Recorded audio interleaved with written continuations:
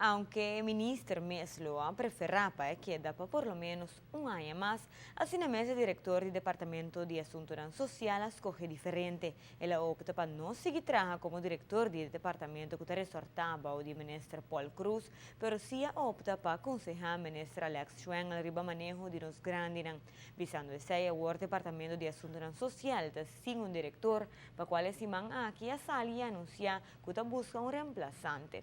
De forma el departamento lo hay en dirección nuevo y con un manejo fresco y claro para enfrentar el reto social de Turdia.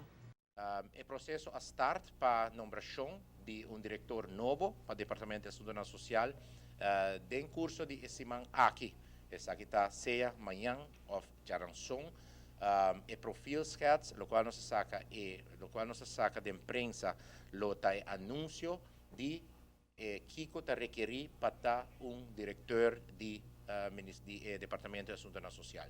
Tem certo requisito, naturalmente, que você tem que tomar na gele, você tem certo expertício, você tem certo ervaring em matéria social, pero oficialmente sabe lo vamos a sacar aqui. Mientras tanto, nós podemos anunciar sim, que o departamento não está sem guia, tem um diretor interino adjunto nombrado no momento aqui, que está zorg para diferentes processos que está andando, entre outros bijstand, entre outros aspectos de subsídio, entre outros de kosteloze rechtskundige bijstand, que está KRB, abogado liber, entre outros diferentes aspectos aqui, diferentes processos que o ministério quer canalizar e continuar para o qual trata e trabalha no Departamento de Assuntos Sociais.